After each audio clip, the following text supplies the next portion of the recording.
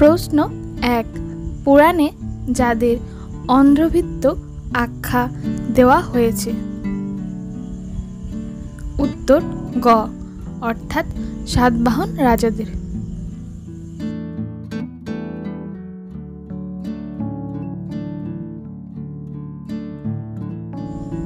প্রশ্ন 2, চন্দ্রগুপ্ত মৌর্য তার শেষ জীবন যেখানে অতিবাহিত করেন? উত্তর ক, অর্থাৎ শ্রবণ বেলগোলায়।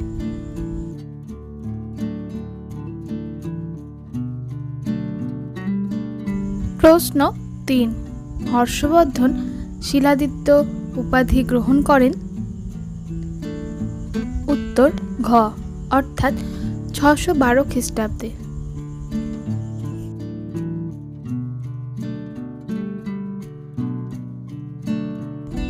প্রশ্ন 4, কৌশাম্বী যে মহাজনপদের রাজধানী ছিল? উত্তর খ, অর্থাৎ বৎস।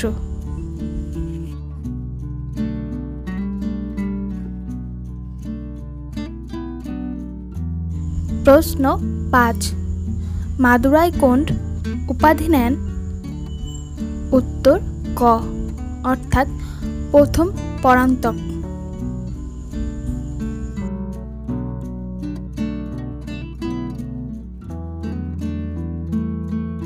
প্রশ্ন 6, মালবিকাগ্নিমিত্রম নাটকটি রচনা করেন? উত্তর গ, অর্থাৎ কালিদাস।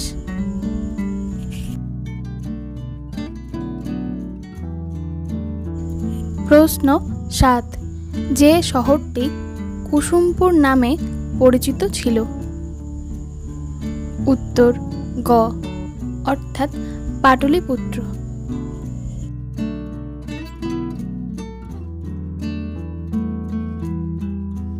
প্রশ্ন 8, মিহিরকুলকে পরাজিত করেন?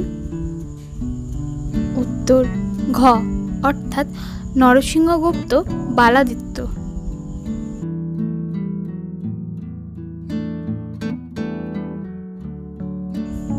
প্রশ্ন 9, যার পৃষ্ঠপোষকতায় প্রথম বৌদ্ধ সঙ্গীতি অনুষ্ঠিত হয়?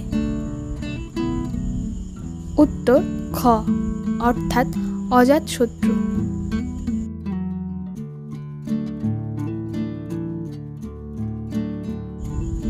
প্রশ্ন 10, যাকে গুপ্ত নবজাগরণের পুরোধা হিসেবে চিহ্নিত করা হয়? উত্তর গ, অর্থাৎ কনিষ্ককে।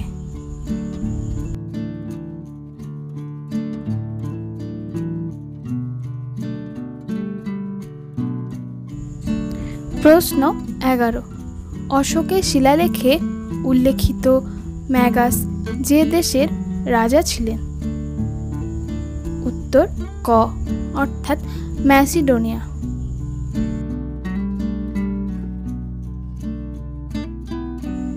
প্রশ্ন 12, ভারতীয় জনসংস্কৃতিকে 7টি ভাগে ভাগ করেছেন? উত্তর খ, অর্থাৎ মেগাস্থিনিস।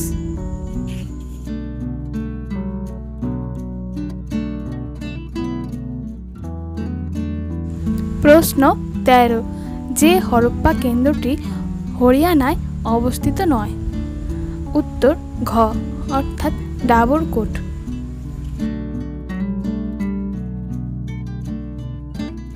প্রশ্ন 14, যে শাসক বুদ্ধ এবং মহাবীরের সমসাময়িক ছিলেন?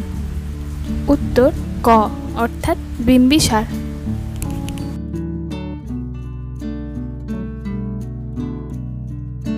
প্রশ্ন 15, আইহোল প্রশস্তি রচনা করেন? উত্তর খ, অর্থাৎ রবিকীর্তি।